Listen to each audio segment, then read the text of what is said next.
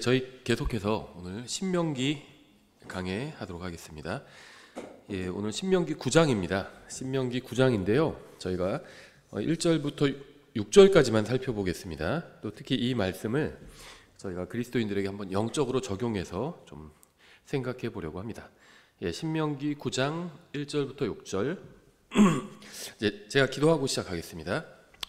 하나님 아버지, 저희가 오늘도 주님의 말씀 앞에 나왔습니다. 이 말씀을 통해 저희가 주님의 뜻을 바르게 이해하고 또 주님께서 원하시는 대로 주님께서 오실 때까지 이 세상에서 살 수 있도록 도와주시기 원합니다. 예수님의 이름으로 기도드렸습니다. 아멘. 신명기 9장 1절부터 6절까지 제가 쭉 한번 읽어보겠습니다.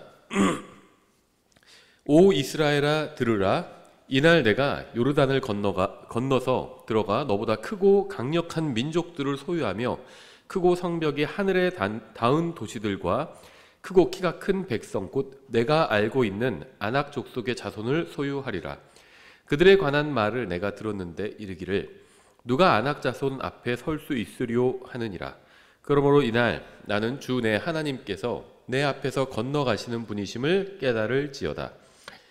그분께서 태워버리는 불같이 그들을 멸하사 내 얼굴 앞에 쓰러지게 하시리니 그러므로 주께서 내게 말씀하신 것 같이 너는 그들을 쫓아내고 속히 멸할 것이니라. 주 내 하나님께서 그들을 내 앞에서 쫓아내신 뒤에 너는 마음속으로 말하여 이르기를 내 의로 인해 주께서 나를 이 땅으로 데려오사 이 땅을 소유하게 하셨다 하지 말라. 오히려 이 민족들의 사악함으로 인해 주께서 그들을 내 앞에서 쫓아내시느니라. 내가 가서 그들의 땅을 소유하는 것은 내 의 때문이 아니고 내 마음이 올바르기 때문도 아니니라. 오히려 이 민족들의 사악함으로 인해 주 내 하나님께서 그들을 내 앞에서 쫓아내시나니 이것은 주께서 내 조상들인 아브라함과 이삭과 야곱에게 맹세하신 말씀을 친히 이행하려 하심이니라. 그러므로 이것을 깨달으라. 곧 주 내 하나님께서 이 좋은 땅을 내게 주어 소유하게 하시는 것은 내 의 때문이 아니니라. 너는 목이 뻣뻣한 백성이니라. 이 신명기 9장은 이제 들으라라는 말씀으로 시작이 됩니다. 하나님께서 이스라엘 자손에게 가나안에 들어가 땅을 차지하라고 말씀을 하셨습니다. 하지만 이스라엘 자손은 하나님의 말씀에 순종하지 않았죠. 하나님께서는 친히 그들 앞에 가셔서 그들을 위해서 싸우시겠다고 지금 말씀을 하셨죠. 근데 처음에 이제 이스라엘 백성 40년 전에는 주님의 말씀에 순종하지 않고 광야로 되돌아가게 됩니다. 그래서 광야에서 방황을 했고요. 이후에는 이제 가나안에 들어가서 땅을 차지하긴 했지만 주님께서 말씀하신 대로 주님께 합당한 영광을 또 돌리지도 않았습니다. 이스라엘 자손의 역사는 교회에게 굉장히 큰 교훈을 주고 있는데요. 그들의 역사를 살펴보는 것은 특히 그리스도인 개개인에게도 굉장히 큰 유익을 줍니다. 예수 그리스도를 믿고 구원받아서 하나님의 자녀가 되었다면 이 신명기에서 보여준 믿는 사람들을 다루시는 하나님의 역사가 자신의 인생에도 그대로 반복되고 또 재현되는 것을 우리가 볼 수 있습니다.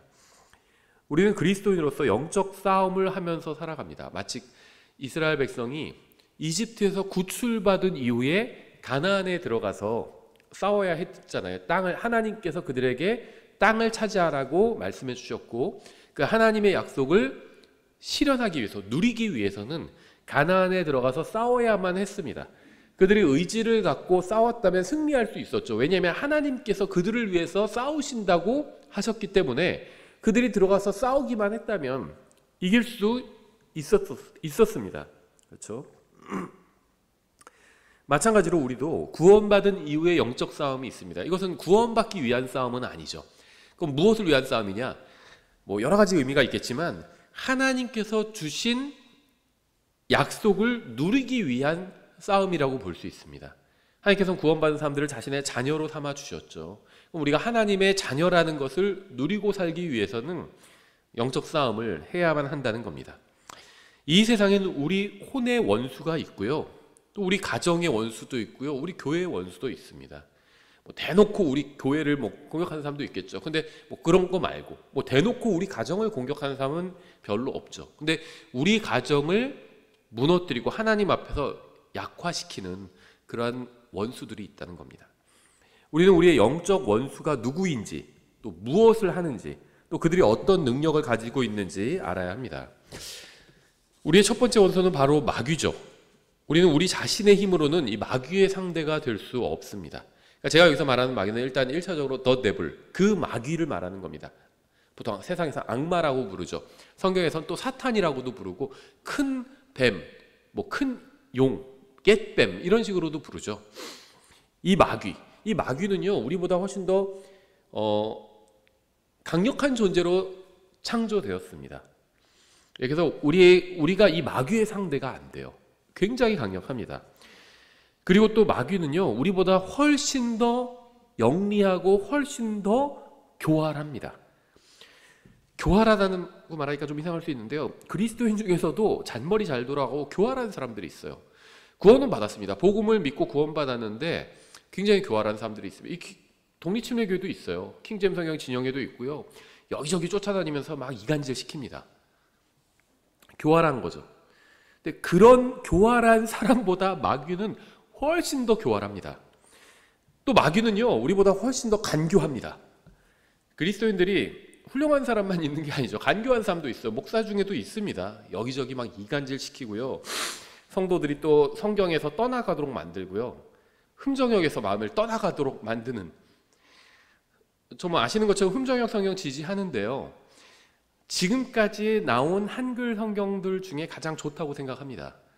물론 흠정역보다 더 좋은, 더 킹제임스 성경에 가까운 성경이 나올 수도 있겠죠, 충분히. 하지만 지금까지 나온 성경 중에 가장 좋다고 생각하는데요, 본인도 그렇게 생각하면서 그럼에도 불구하고 어떤 모종의 이유로 흠정역으로부터 마음을 떠나게 만드는 그런 간교한 목사도 있어요. 그런데 그런 사람보다 마귀는 훨씬 더 간교합니다. 마귀는 우리를 속일 수 있고요, 잘못된 길로 가게 할 수도 있습니다. 그리스도인들도요, 목회자도요, 독립침례교회 목회자도 잘못된 길로 가게 할 수도 있습니다. 마귀는. 때로는 마귀는요 우리를 완전히 바보로 만들 수도 있습니다. 또한 마귀는 우는 사자처럼 삼킬 자를 찾다가 우리의 간증을 완전히 삼켜버려서 우리의 영적 생활을 끝장내버릴 수도 있습니다. 마귀는 우리의 육신을 멸할 수도 있고요, 우리의 간증을 완전히 망쳐버릴 수도 있어요. 확실히 마귀는 우리보다 훨씬 더 강한 존재입니다. 사람도 사악하죠. 마귀는 훨씬 더 사악합니다. 우리는 마귀의 적수가 되지 못합니다. 천사장인 미가엘도요 유다서 보시면 마귀를 비난하지 못하고 그냥 다툴 뿐이었어요. 주님께서 너를 책망하시기를 원하노라 하면서 다툴 뿐이었습니다. 근데 막 은사주의자들 중에 어떤 분들은 막 마귀를 막 자기가 꾸짖고 막 마귀에게 욕하는 사람도 있고요, 그런 사람들도 있는데 천사장인 미가엘도 사실 마귀를 함부로 하지 못했어요. 그만큼 마귀가 강력한 존재라는 겁니다. 유다서 보시면 그 뉘앙스가 그대로 나와 있죠. 주님께서 너를 꾸짖기를 원하시노라 이런 식으로 얘기할 뿐이었습니다. 천사장인 미가엘도. 그 정도로 마귀는 사실 성경에서 아주 강력한 존재인 것은 사실입니다. 두 번째 우리의 원수는 이 세상이죠.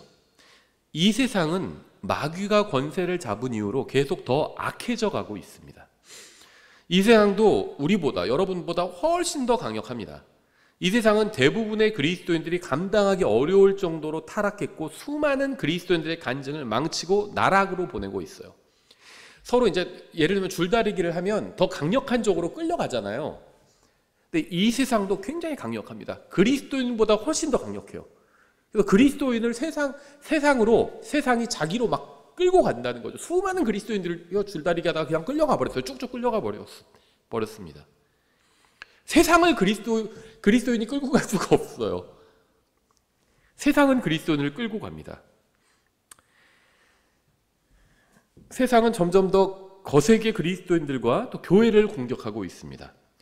30년 전이라면 깜짝 놀랄 만한 것들이 지금 세상에서 아무렇지도 않게 행해지고 있기도 합니다. 세상은 악한 면에서 굉장히 강력합니다. 우리는 세상의 상대가 전혀 되지 못합니다. 세상은 매일 매시간 우리에게 강력한 영향력을 행사하고 있습니다. 이 세상의 정치, 문화, 사회, 관습 등 셀 수 없이 많은 것들이 그리스도인과 또 교회에도 침투하고 그리스도인 개인에게도 침투해서요, 마음을 사로잡아서 그리스도인의 시선을 하나님의 말씀이 아닌 다른 것으로 돌리게 하고 있습니다. 그래서 열매 맺지 못하게 하는 거예요. 그리스도인은 하나님 앞에서 이 나무의 종류가 바뀌어버린 거잖아요. 가시나무에서 열매를 풍성히 맺는 포도나무 같은 나무로 바뀐 겁니다. 그래서 그리스도인이 하나님의 말씀의 양분을 빨아들이면 열매를 맺을 수 있죠. 그럼 열매를 맺으면 어떻게 되죠? 열매는 그 나무에게 유익을 주는 게 아니라 그 다른 사람들에게 유익을 주는 거죠. 나무가 열매를 맺으면 나무 자기가 유익한 것이 아니라 다른 사람들이 와서 그 열매를 따먹고 유익을 얻는 거죠. 이게 그리스도인이에요. 그 예수님을 통해서 뿌리는 예수님이죠. 예수님을 떠나선 또 아무것도 할 수 없습니다. 근데 마귀는요, 그리스도인들의 형질을 바꾸지 못해요. 그렇죠. 본질을 바꾸지 못합니다. 구원받아서 하나님의 자녀가 되었다면 그 사실을 바꾸지 못합니다. 대신 시선을 돌려서 열매를 맺지 못하게 만든다는 겁니다. 여러 가지를 이용합니다. 정치, 문화, 사회, 관습, 습관, 별걸 다 이용해서 그리스도인의 시선을 돌리는 겁니다. 하나님의 말씀이 아닌 다른 것으로 돌리게 만드는 거예요. 이 세상은 여러분뿐 아니라 여러분의 아이들에게도 정말 큰 영향력을 끼치고 있습니다. 여러분이 아이들을 양육하는 방식과 목표에도 엄청난 영향을 끼치고 있어요. 막 경쟁사회에서 넌 살아남아야 된다, 막 이런 거 가르치는데, 성경에 보면요, 경쟁이 좋은 걸까요, 나쁜 걸까요? 갈라디아서에서는요, 육신의 그 특징으로 나와 있습니다. 육신의 열매, 경쟁이에요. 성령의 열매는 무관합니다. 성령의 열매는요, 그런 사랑과 막 이런 친절과 이런 것들이 이제 경쟁과는 관련이 없어요. 경쟁에서 넌 이겨야 된다, 이런 얘기. 그리스도인 부모도 그런 거 가르친다는 겁니다. 그렇죠. 아이들을 우리가 양육하는 방식과 목표, 아이들이 커서 어떤 삶이 됐으면 좋겠다, 이런 목표에도 엄청난 영향을 끼치고 있다는 거예요. 이 세상은 여러분이 마트에 갈 때도 영향을 끼치고요, 일상생활을 할 때도 여러분이 알지 못하는 사이에 여러분에게 영향을 끼쳐서 여러분의 마음과 생각을 물들여가고 있습니다. 여러분은 이 세상의 상대가 되지 못합니다. 이 세상은 여러분보다 훨씬 더 강력합니다. 또 우리의 세 번째 원수는 바로 우리의 육신이죠. 우리는 혼이 있고요, 이 혼이 육체 안에 거하고 있고, 이 육체는 또 육체 안에는 육신이 있습니다. 죄와 하나가 된 육체를 말하죠. 우리의 육신도 우리 자신보다 훨씬 더 강력합니다. 우리의 혼보다 훨씬 강력하다는 거예요. 여러분의 힘으로는 여러분의 육신을 이길 수가 없습니다. 그러니까 의사들은요, 니코틴이나 알코올 중독성의 위험에 대해서 경고를 하죠. 근데 이러한 것들도요, 우리 육신이 주는 해악에 비할 수가 없어요. 우리의 육신은 이러한 것들이 우리를 병들게 한다는 사실을 알면서도 우리를 이러한 것들에 중독되어 노예로 살아가게 합니다. 이제 담배 끊어야지. 그리스도인이건 그리스도인이 아니건, 예를 들면 담배가 몸에 좋다 이렇게 생각하는 사람 없어요. 그렇죠? 그래서 담배 피는 사람도요, 난 아주 소수는 난 계속 죽을 때까지 담배 펴야지 이렇게 생각하는 사람도 있겠지만, 그리스도인이냐 아니냐를 떠나서 담배 피는 사람 중에서요, 담배 계속 펴야겠다 이렇게 생각하는 사람 거의 없습니다. 끊어야지, 담배 끊어야 되는데, 이런 생각을 한다는 겁니다. 근데 사람의 육신이, 구원받은 사람도 육신이 있고 구원받지 않은 사람도 육신이 있잖아요. 이 육신이 끌고 가는 겁니다. 계속 피게 만들어요. 그러니까 담배를 끊어야 된다 이 생각을 하면서도 끊지를 못하는 겁니다. 왜 그럴까요? 육신이 우리 혼보다 더 강하기 때문이에요. 구원받지 않은 사람의 육신도 구원받지 않은 사람의 혼보다 강하고요, 구원받은 사람의 육신도 구원받은 사람의 혼보다 더 강합니다. 이건 구원과는 관련이 없어요. 죽어서 하늘 날아가는 것과 관련이 없다는 겁니다. 육신이 끌고 가요. 근데 거기에 끌려간다는 겁니다. 우리 육신은 우리가 하나님의 말씀대로 사는 것을 방해합니다. 우리가 예수님을 위해서 담대하게 복음을 선포하지 못하게 합니다. 우리 육신은 우리가 힘과 시간과 능력과 재물과 마음을 다해서 주님을 섬기지 못하게 합니다. 우리가 가진 힘으로는 결코 육신을 이길 수 없습니다. 우리의 육신은 우리보다 훨씬 더 강력합니다. 여러분의 습관은 여러분보다 훨씬 더 강력해요. 육신에 속한 것들이거든요, 이런 습관이. 여러분의 인성도 여러분보다 훨씬 더 강력합니다. 여러분이 원하는 것이나 원하지 않는 것이나 여러분의 느낌이나 감정은 여러분보다 훨씬 더 강력합니다. 여러분의 육신에 속한 이런 것들은 여러분보다 훨씬 더 강력합니다. 그러니까 하나님께서는 우리가 우리의 육신과 세상과 마귀와 영적 싸움을 하기 원하십니다. 우리가 주님의 말씀을 의지해서 이러한 것들과 싸우면 주님께서는 우리에게 승리를 주실 겁니다. 우리가 주님의 명령에 선뜻 나서서 이러한 적들과 싸우지 못하는 이유는 마귀와 세상과 우리의 육신이 얼마나 강한지 우리가 본능적으로 잘 알기 때문이에요. 그래서 설교자가 아무리 이러한 것들과 싸워야 한다고 말해도 감히 엄두조차 못 내고 있는 겁니다. 그래서 수많은 그리스도인들이 이스라엘 자손처럼 승리하지 못해서 또 약속의 땅에 들어가지 못하고 또 약속의 땅에 들어가는 것보다 차라리 광야에서 방황하는 것이 더 낫다 이렇게 선택하고 있는 겁니다. 이스라엘 백성은요 이집트에서 노예 생활에서 구출받았잖아요. 어린 양의 피로 구원받았잖아요. 그럼 그 사람들이 왜 구원받은 거죠? 광야를 방황하기 위해서 구원받은 게 아니잖아요. 가나안 땅, 약속의 땅에 들어가 살기 위해서 구원받은 거잖아요. 근데 광야를 방황하고 있다는 겁니다. 영적 싸움을 하기 싫어서, 거인들과 싸우기 싫어서 도망간 거잖아요. 광야를 방황하는 겁니다. 근데 그리스도인들도 비슷한 경우가 많다는 거예요. 왜 구원받았죠? 하나님의 아들이 되기 위해서 구원받은 거죠. 그러면 하나님의 아들답게 살아야 되잖아요. 그런데 문제는 우리 육신에 속한 많은 옛 습관들이 있어요. 그걸 버려야 합니다. 버려야 돼요. 예를 들면 내가 너무 어려워서 항상 막 다른 사람들의 도움을 기대하면서 살았어요. 막 거지 근성이 있어요. 근데 왕의 아들로 이제 입양이 된 거잖아요. 그런데도 그 거지 근성이 계속 있는 겁니다. 우리 식으로 하면 무슨 재벌 가문으로 입양이 됐는데 거지 근성이 계속 있는 거예요. 어디 가서 굽신굽신하면서 계속 한 푼만 줍시오 이러고 다닌다면 하나님의 자녀답게 살지 못하고 있는 거죠. 왕의 자녀답게 살고 있지 못한 거죠. 싸움을 두려워해서, 영적 싸움을 두려워해서 광야에서 방황하고 있는 거예요. 그런 그리스도인들이 굉장히 많이 있다는 겁니다. 오늘날 교회 다니는 수많은 사람들이 하늘나라에 가서 예수님을 만나는 것은 원하고 있습니다. 많은 사람들이 예수님을 믿고 구원받아서 지옥에 가지 않고 하늘나라에 가는 것은 원하지만 그 이상 무엇인가를 하고 싶어 하진 않아요. 죽은 후에 하늘나라에 가는 것은 원하지만 이 세상에서 사는 동안 예수님을 위해서 무엇인가를 하기는 원하지 않는 겁니다. 예수님과 함께 이 영혼을 보내는 것은 원하지만 이 세상에서 사는 동안에는 마귀처럼 살고 싶어 하는 거예요.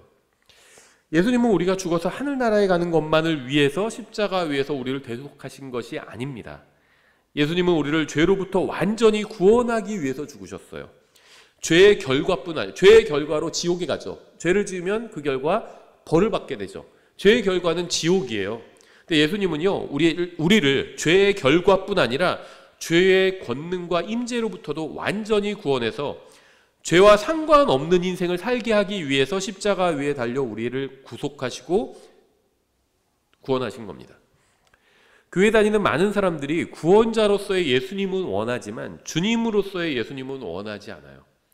죽은 후에 예수님을 만나기를 원하지만 이 세상에서 주님과 동행하면서 살고 싶지는 않은 겁니다. 하지만 하나님께서는 우리가 원하면 주님께서 주시는 승리 가운데 살 수 있다고 말씀하셨어요. 우리는 승리를 누리면서 하나님의 아들답게 살 수 있다는 겁니다.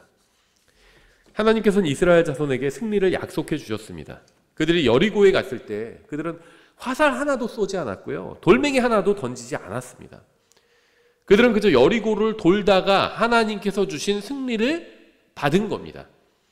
구원받은 사람은 자기 생각을 버리고 하나님의 말씀을 붙드는 순간 하나님께서 예비하신 승리를 누릴 수 있습니다. 자기 생각을 버리고 주님의 말씀을 다른 사람에게 전해주고 예수님을 증언하면 성령님께서 일하시면서 승리를 누리게 하실 겁니다. 여러분이 주님을 따르기만 한다면 하나님께서는 언제든지 여러분에게 승리를 주실 준비가 되어 있다는 겁니다. 여러분이 할 일은 진심으로 주님의 말씀을 믿고 그 말씀을 따라가는 거예요. 이게 믿음입니다. 믿고 따라가는 것, 이게 믿음이에요. 예수님을 따라가는 것은 청소년도 할 수 있을 정도로 단순한 일입니다. 복잡하지 않아요. 근데 문제는 그렇게 하고자 하는 마음을 가지고 있느냐, 이게 문제입니다. 청소년 시절에 구원받아서 말씀을 읽으면서 예수님을 전하고 섬기는 사람들이 적지 않게 있어요. 어린 시절 세상을 떠나 주님을 따르면서 평생을 이 세상에서 순례자로 사는 사람들도 적지 않게 있습니다. 문제는 그럴 마음이 있느냐, 이게 문제예요. 하나님께서는 원하지 않는 사람을 억지로 끌고 가지 않으십니다. 우리가 뭐 억지로 하늘나라 가는 거 아니잖아요. 하늘나라에 가고 싶어서 가는 거잖아요. 하늘나라에 가고 싶어서 예수님의 십자가 대속을 받아들인 거잖아요. 마찬가지로 그러니까 하나님의 아들이 된 것은 원해서 된 거잖아요. 나 하나님의 아들 되기 싫은데 억지로 됐다, 이런 사람 없습니다. 예수님을 믿고 구원받아 다시 태어나서 하나님의 아들이 되었잖아요. 마찬가지로 하나님의 아들답게 사는 것도 억지로 되는 것은 아니라는 겁니다. 우리가 원함이 있어야 돼요. 하나님의 아들이 되었지만 하나님의 아들답게 사는 것은 원함이 있어야 된다는 겁니다. 원하지 않는데 억지로 하나님의 아들답게 살게 그렇게 하지는 않으신다는 겁니다. 주님께서는 승리할 수 있는 모든 것을 마련해 주셨습니다. 오직 이 세상이 아닌 주님을 원하는 사람만이 주님께서 주시는 승리를 누리면서 살 수 있다는 겁니다. 마귀와 세상과 육신은 분명히 우리보다 훨씬 더 강력합니다. 하지만 우리가 승리하는 삶을 살지 못하는 이유는 그들이 강하기 때문이 아니라 우리가 승리를 원하지 않기 때문이에요. 우리가 영적 싸움을 하기 원하지 않기 때문에 우리는 제대로 싸우기도 전에 패배하고 마는 겁니다. 가나안에 들어가서 싸우지 않으면 패배한 거죠. 가나안 거주민들이 승리하는 건 뭐죠? 자기들이 그 가나안을 계속 차지하고 있는 거잖아요. 근데 우리가 이스라엘 자손이 가나안에 들어가지도 않았어요. 무서워서. 도망가 버렸습니다. 광야로 도망쳤잖아요. 그럼 가나안 족속들은 승리한 거잖아요. 자기들 것을 계속 지켰으니까. 그러니까 싸우지도 않으면 패배한 겁니다. 영적 싸움도 마찬가지라는 거죠. 해보지도 않고 하지 않으면 패배한 거예요. 하나님의 자녀답게 그리스도인답게 살아보지도 않고 해보지도 않는 건요, 시도조차 안 하는 건 그냥 패배한 겁니다. 근데 하나님의 아들답게 살려면 하나님의 뜻을 먼저 알아야 되잖아요. 이게 기본이에요. 그러니까 우리 교회에서 막 특별한 걸 요구하는 게 아닙니다. 먼저 하나님의 말씀을 알아야죠. 그래야지 이제 그대로 할 것인가 말 것인가를 할 수 있는 거죠. 알지도 못하면 아예 그런 선택지조차도 없어요. 그러니까는 잘못된 교회라는 건 말씀을 가르치지 않는 교회입니다. 잘못된 교회는요, 아예 선택지조차 주지도 않는 거예요. 메뉴판이 있는데 메뉴판을 갖다 주지도 않는 겁니다. 그러니까 뭘 먹어야 될지도 모르고 우두커니 앉아 있는 겁니다. 식당에서. 하나님의 말씀을 먹기 위해서 교회라는 식당에 왔는데 메뉴판도 안 갖다 주는 거예요. 우두커니 앉아 있는 겁니다. 잘하지 못하는 거죠. 하나님의 말씀을 읽으라고 하고 가르치는 건요, 메뉴판을 갖다 준 겁니다. 그럼 이제 하나님의 말씀을 내가 알게 됐으면 무엇이 남아있는 거죠? 이 말씀대로 행할 것인가 말 것인가. 그거는 이제 개인의 자유에 달려있다는 겁니다. 목사가 강제로 하게 할 수가 없어요. 목사가 강제로 해서 하면은 그건 잘못된 겁니다. 개인이 해야 됩니다. 개인이 해야 돼요. 하나님의 말씀을 가르쳐주고 그게 목사가 할 일입니다. 그러면 개인이 이제 하나님의 말씀을 배우잖아요. 그 다음에 이 말씀대로 살 것인지 말 것인지 그건 개인의 선택 영역이라는 겁니다. 누구도 대신해 줄 수가 없어요.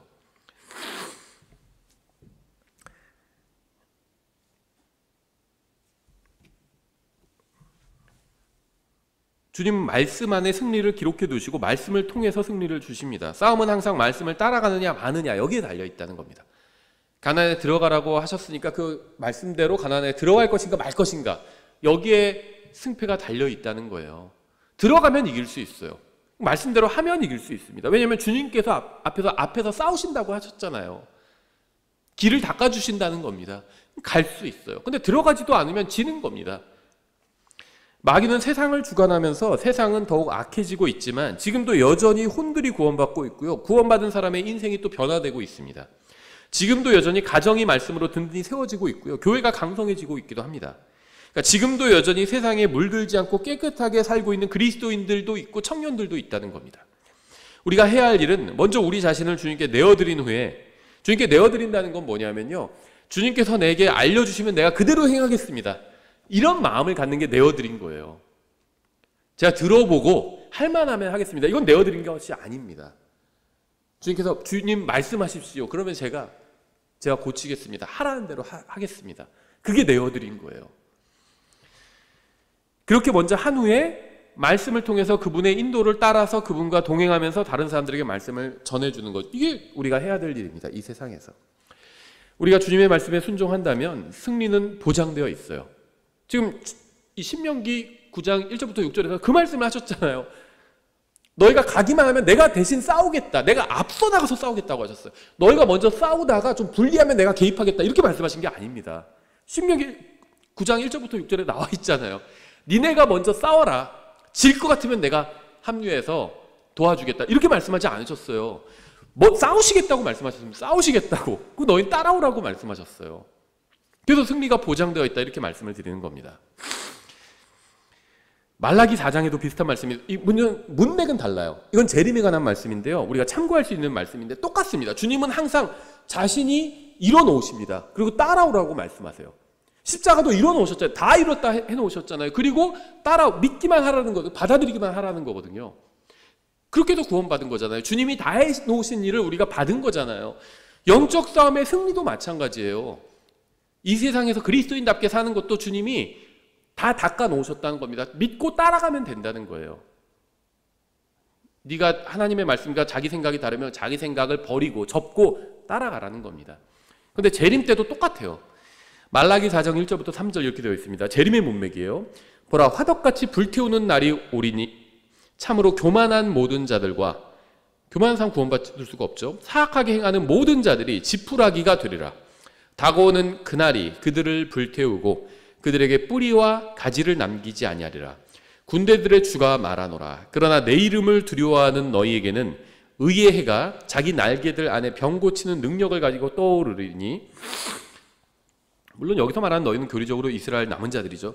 너희가 나가서 외양간의 송아지들 같이 자라리라. 또 너희가 사악한 자들을 밟으리니 내가 이 일을 행하는 날에 그들이 너희 발바닥 밑에서 재가 되리라. 군대들의 주가 말하노라. 똑같죠. 가나안에 들어가기 전에 이스라엘 백성에게 뭐라고 말씀하셨죠? 들어가라고 말씀하셨죠. 싸우라고 말씀하셨습니다. 근데 너희가 싸우기도 전에 내가 가서 다 이겨놓을 거다. 그러니까 너희는 그냥 합류하기만 하면 된다. 내 싸움에. 주님께서 싸우시면 이기시잖아요. 그 싸움에 합류만 하라는 겁니다. 그럼 어떻게 된 거죠? 승리를 같이 누릴 수 있잖아요. 싸움에 참전을 하면 승리를 누릴 수 있잖아요. 그 승자의 자리에 서서. 싸우는 건 다 주님께서 하실 테니까 합류해서 승자의 자리에서 승리를 만끽하라는 거예요. 여기도 똑같습니다. 주님께서 싸우고 승리하실 거예요. 우리가 할 일은 주님의 말씀에 순종해서 싸움에 임하는 겁니다. 그러면 우리는요, 사악한 자들을 밟게 될 거라는 거예요. 여기서도 너희가 사악한 자들을 밟는데요, 내가 이 일을 행하는 날에, 그렇다는 겁니다. 주님께서 재림하시면서 사악한 자들을 다 짓밟으실 거잖아요. 그때 너희도 같이 밟게 될 거라는 겁니다. 주님께서 재림하실 때 우리는 주님의 뒤를 따르면서 주님과 함께 아마겟돈에서 원수들을 밟을 겁니다. 주님과 함께 구약성도 신약성도 환란성도들이 다 주님 뒤를 따르게 되죠. 주님께서 제일 앞서 가십니다. 그래서 원수들을 밟으시면요, 우리도 같이 밟는 겁니다. 주님을 대적하는 모든 세력이 주님의 발에 밟히고 주님과 함께한 우리 발에도 밟히게 된다는 겁니다. 이게 항상 주님께서 하시는 방식이에요. 자신이 제일 앞에서 나가서 이기십니다. 그럼 뒤따르는 우리는 주님께서 이미 다 밟으셨어요. 그걸 우리도 밟는 겁니다, 같이. 하나님은 여리고에서 막강한 성벽을 무너뜨리셨습니다. 주님은 아마겟돈에서 막강한 원수들을 밟으실 겁니다. 그런데 왜 우리의 인생에서는 힘을 쓰지 못하시는 걸까요? 강하신 분이잖아요. 이 세상에 있는 막강한 거인들도 다 밟으셨습니다. 아마겟돈 때는 마귀의 마지막 세력도 다 밟으실 거예요. 그런데 왜 우리 인생에서는 주님께서 힘을 쓰지 못하시는 걸까요? 나는 주님을 받아들였잖아요. 그래서 주님 내 안에 계시는데 왜 내 안에 계신 주님께서는 힘을 쓰지 못하시는 걸까요? 내 인생이 막 파워풀하지 않잖아요. 하나님의 능력이 넘쳐나지 않잖아요. 주님께서 힘을 쓰지 못하고 계신 거거든요. 왜 그럴까요? 주님께서 약하시기 때문은 아니라는 겁니다. 우리가 주님을 믿지 못해서 우리 인생을 주님께 내어드리지 않기 때문이에요. 우리가 우리 마음의 영적 전쟁터에서 패배하는 이유는 주님이 약해서가 아니라 우리가 주님께 마음을 내어드리지 않기 때문입니다. 여러분은 여러분이 원하는 만큼만 좋은 그리스도인이 될 수 있어요. 그건 당연하죠. 여러분이 아빠나 엄마나 자녀라면 여러분이 원하는 만큼 좋은 아빠가 될 수 있고 좋은 엄마가 될 수 있고 좋은 자녀가 될 수 있어요. 그렇죠. 원하지도 않는데 저는 좋은 아빠가 되었습니다. 그럴 수도 없습니다. 자기가 나는 좀 좋은 아빠가 되고 싶다. 과거 세대에 비해서 저희 세대는 그런 마음들이 있거든요. 과거 세대는 전쟁 끝나고 나서 그런 거 생각할 겨를이 없었잖아요. 그냥 먹고 살기도 바빴어요. 근데 지금은 요즘도 세상 좀 힘들긴 하지만 경제도 안 좋고 그래도 과거 우리 아버지 세대보다는 지금 70, 80대 되신 그분들의 세대보다는 그래도 좀 우리나라 많이 발전했고 살기 좋은 나라가 되었잖아요. 그러니까 이제 사람들이 여유가 생기니까 과거 아빠들보다 지금 아빠들이 훨씬 더 친절합니다. 상냥하고 아이들한테 잘해줘요. 왜 그럴까요? 좋은 아빠가 되고 싶으니까 그러는 겁니다. 그렇죠. 또 좋은 엄마가 되고 싶고 또 좋은 자녀가 되고 싶고 자기가 되고 싶은 만큼 될 수 있는 거예요. 여러분이 좋은 그리스도인이 되고자 하는 마음이 있어야 될 수 있는 겁니다. 좋은 그리스도인이 되기 위해서 뭘 해야 될까? 하나님 말씀을 읽어야죠. 자기가 원하는 만큼 읽는 거예요. 저는 정말 시간이 너무 없어서 성경 읽을 시간도 없어요. 그건 거짓말입니다. 성경 한 장 읽을 때마다 뭐 10만 원씩, 100만 원씩 입금된다고 생각해봐요. 다른 거 다 제껴놓고 읽죠. 근데 하나님 말씀이 그 정도 가치가 있는 건 아니다. 이렇게 생각하니까는 다른 일을 다 하고 짜투리 시간에 성경을 읽으려고 하니까는 짜투리 시간이 안 닿는 거죠. 자기가 원하는 만큼 좋은 그리스도인이 될 수 있어요. 영적 성장에는요, 한계가 없습니다. 다만 여러분의 마음속에 한계가 있을 뿐이에요. 난 너무 바빠서 더 이상은 성장할 수 없어. 더 이상은 내가 주님께 내어드릴 수 없어. 더 이상 좋은 그리스도인이 되면 나는 안 돼. 큰일 나. 자기 마음속에 한계를 정해놓는 거죠. 여러분은 지금보다 더 성장할 수 있고요. 더 좋은 그리스도인이 될 수 있습니다. 여러분이 10년 동안 꾸준히 성장해도 다시 10년간 더 성장할 수도 있어요. 여러분이 원하기만 하면 여러분은 무한히 성장해 나아갈 수 있습니다. 문제는 여러분이 영적으로 성장하는 것을 진정으로 원하느냐, 거기에 달려있다는 겁니다. 빌립보서 2장 12절 이렇게 되어 있어요. 그러므로 내 사랑하는 자들아, 너희가 항상 순종한 것 같이 내가 있을 때뿐만 아니라 지금 내가 없을 때에도 더욱더 순종하여 두려움과 떨림으로 너희 자신의 구원을 일하여 드러내라. 구원을 열심히 일해서 내가 구원받았다는 걸 드러내라는 겁니다. 하나님의 자녀가 되었고 하나님의 자녀가 되었으면 하나님께 자녀답게 살면서 드러내야죠. 저 사람 하나님의 자녀구나. 난 정말 하나님의 자녀답게 사는 걸 드러내는 겁니다. 자신의 선한 기쁨에 따라 너희 안에서 일하사 원하게도 하시고 행하게도 하시는 분은 하나님이시니라. 약간은 좀 어려운 구절이고 번역하기도 조금 힘든 그 구절이라고 생각하는데요. 하나님께서 우리 안에서 특별한 일이 일어나기를 원하십니다. 우리가 깨끗한 삶을 살기를 원하시고 항상 깨어있기를 원하시고요. 우리 주님의 사랑과 은혜가 우리를 통해서 흘러 넘치기를 원하십니다. 우리가 원할 때나 행할 때가 주님께서는 우리 안에서 일하시는 때예요. 원할 때, 또 행할 때, 그때 주님께서 우리 안에서 일하실 때라는 겁니다. 우리가 주님께서 우리 안에서 일하기를 원해야 주님께서 일하신다는 거예요. 이 말씀이 그런 것과 관련 있는 말씀입니다. 우리가 주님 안에서 내 안에서 일하셨으면 좋겠다. 그걸 원할 때 주님께서 일하기 시작하신다는 겁니다. 문제는 어디 있을까요? 문제는 마음에 있어요. 주님께서는 십자가 위에서 모든 것을 다 이루셨습니다. 그래서 원하는 사람은 모두 구원받을 수 있게 해놓으셨죠. 값을 다 지불해 놓으셨어요. 그래서 배고픈 사람 와서 먹기만 하면 됩니다. 그렇죠? 밖에 막 노숙자들이 잔뜩 있고 거지들이 잔뜩 있는데 식당 주인이랑 합의를 봤어요. 저희 노숙자 100명 있는데 내가 1,000만 원 낼 테니까 원하는 노숙자는 와서 다 원하는 거 먹을 수 있게 해주세요. 합의를 본 겁니다. 어떤 부자가 와서. 주님께서 그렇게 해놓으신 거예요. 그래서 다 이루신 겁니다. 또 승리할 수 있게 해놓으셨어요. 그러니까 우리가 진정으로 승리하기를 원한다면 승리할 수 있고요. 그리스도인답게 살기를 원한다면 그렇게 할 수 있습니다. 우리가 그리스도인답게 살지 못한다면 그것은 우리의 환경이나 가정이나 부모나 친구나 그 누구의 탓도 아닙니다. 문제는 우리 마음에 있어요. 하나님의 기쁨이 우리 안에서 흘러 넘치기를 우리가 원한다면 주님께서는 그렇게 되도록 우리 안에서 일하실 겁니다. 우리가 하나님의 아들답게 살지 못하는 원인은 마귀나 세상이나 우리 육신에 있지 않고 우리 마음에 있습니다. 마귀와 세상과 육신이 막강합니다. 우리보다 훨씬 더 강해요. 근데 주님께서 다 이뤄 놓으셨어요. 세상과 마귀와 육신은 모든 사람에게 동일하게 있습니다. 하지만 누군가는 그리스도인답게 살고 누군가는 그렇게 살지 못합니다. 그 이유는 누군가의 마음에는 그리스도인답게 살고자 하는 원함이 있고요. 누군가의 마음에는 없기 때문입니다. 신명기 9장 4절 이렇게 되어 있죠. 주 내 하나님께서 그들을 내 앞에서 쫓아내신 뒤에 너는 마음속으로 말하여 이르기를 하나님께서 쫓아내신다고 그러죠. 하나님께서. 들어가서 하나님 말씀대로 들어가면 하나님께서 쫓아내 주시겠다는 겁니다. 근데 들어가지도 않는 거예요. 어떻게 쫓아내요, 저 사람을? 저 사람들 보세요. 키도 엄청 커요. 힘도 엄청 세고. 우리 보세요. 우리는 키도 작고 힘도 약해요. 그 얘기를 하면서 들어가지도 않는 거예요. 하나님께서 뭐라고 하셨죠? 그들을 보지 말라는 거죠.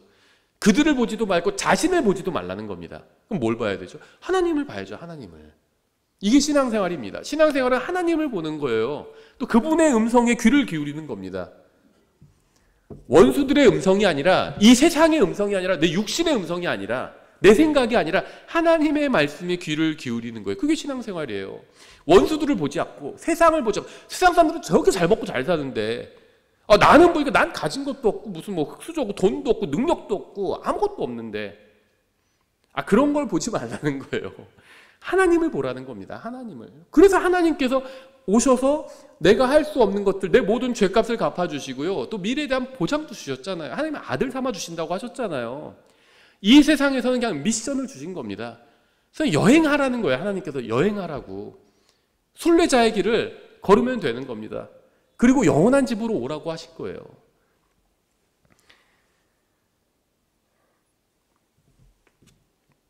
우리가 지금 신앙생활을 하고 있는 것은요, 우리가 의로워서가 아니라 하나님께서 우리에게 은혜를 베풀어 주시고 복을 주셨기 때문이에요. 우리가 주님을 위해서 무엇을 하거나 섬길 수 있는 이유는 우리가 의로워서가 아니라 주님께서 우리를 축복하셨기 때문입니다. 우리가 무엇인가를 세웠다거나 어떤 업적을 이뤘다면 그것은 우리가 다른 사람들보다 나은 사람이어서가 아니라 하나님께서 우리를 축복하셨기 때문입니다. 일하신 분도 하나님이고 싸우신 분도 하나님이고 승리하신 분도 하나님이에요. 따라서 모든 영광은 하나님께만 돌아가야 하죠. 우리는 스스로 구원할 수 없다는 사실을 잘 알고 있습니다. 우리가 복음을 전할 때에도 바로 그 사실을 사람들에게 알려줘야 되죠. 구원은 오직 예수님을 믿을 때만 받을 수 있습니다.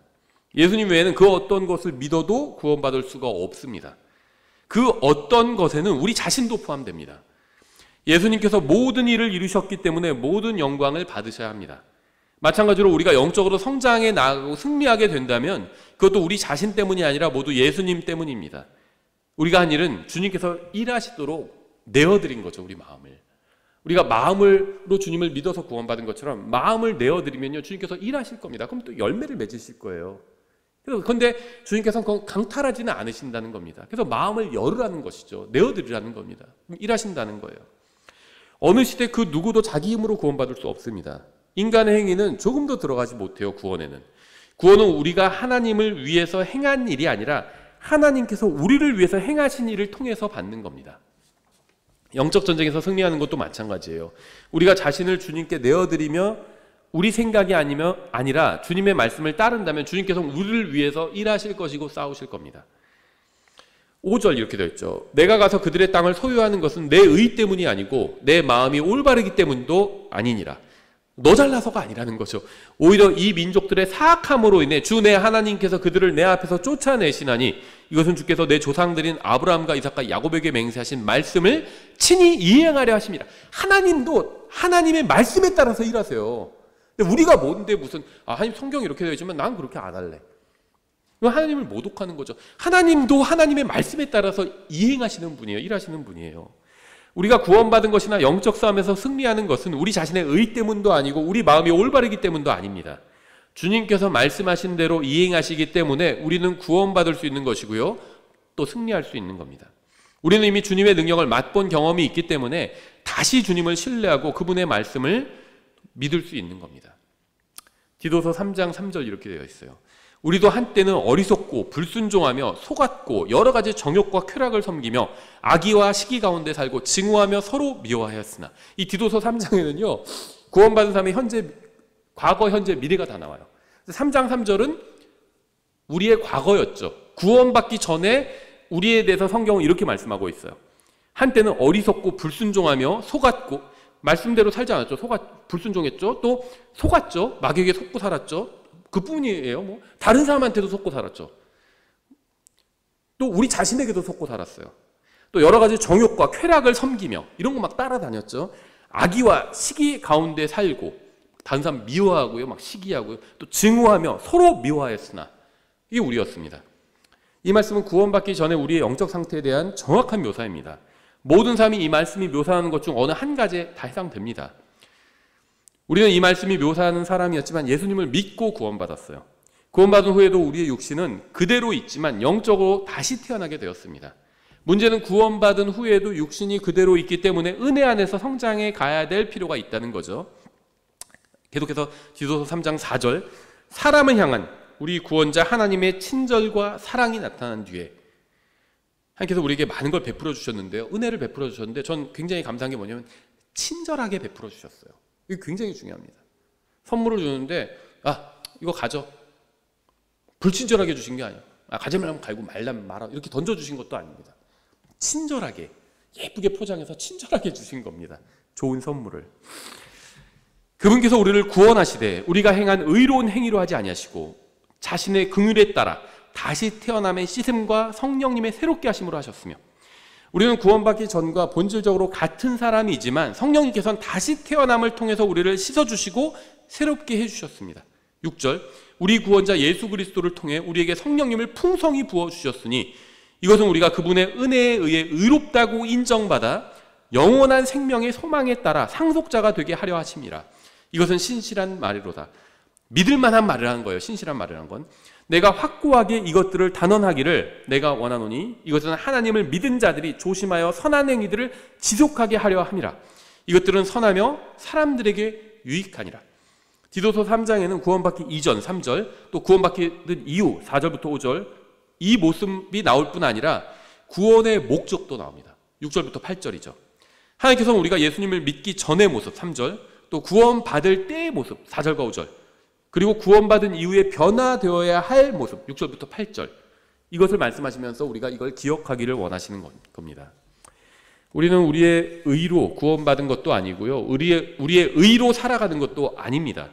우리가 예수님을 받아들이자 성령님께서 우리를 구원해 주신 것처럼 성령님께서 우리 안에서 일하셔서 하나님 앞에서 선한 행위를 하도록 도와주실 겁니다. 우리는 하나님께 우리 마음을 내려드렸을 때와 그렇지 않을 때 일어날 일을 항상 기억하고 있어야 합니다. 정리하면요, 우리는 자신의 힘으로는 마귀를 이길 수 없어요. 세상도 이길 수 없습니다. 심지어 우리 육신도 이길 수 없어요. 나 자신 내 육신도 못 이긴다는 겁니다. 세상도 못 이기고 세상을 주관하는 마귀도 못 이겨요. 하지만 그리스도 안에 있는 하나님의 의가 우리로 하여금 마귀와 세상과 육신을 이길 수 있도록 도와주시겠다는 겁니다. 그리스도를 통해서 받은 우리 안에 있는 하나님의 의는 우리를 구원할 뿐 아니라 우리가 하나님의 뜻대로 살 수 있게 도와주기까지 한다는 겁니다. 우리가 구원받기를 마음으로 원해서 구원받은 것처럼 하나님의 뜻대로 사는 것이나 영적으로 성장하는 것도 모두 마음으로 원해야 가능한 일이에요. 만일 여러분이 다른 사람보다 조금 더 영적으로 성장했거나 주님을 위해서 어떤 일을 했다면 그것은 여러분이 다른 사람보다 더 의로워서가 아니라 주님께서 여러분에게 더 큰 은혜를 내려주셨기 때문입니다. 이렇게 다른 사람보다 여러분이 나을 것이 없다면 겸손한 마음을 가지고 또 주님께서 주신 은혜와 복이 열매를 맺을 수 있습니다. 겸손한 마음을 가지고 있어야 주님께서 여러분에게 베풀어 주신 은혜와 복이 열매를 맺을 수 있게 된다는 겁니다. 저희가 신명기 9장 1절부터 6절을 그리스도인들에게 영적으로 적용해 봤습니다. 다음 시간에 7절부터 살펴보도록 하겠습니다. 저희가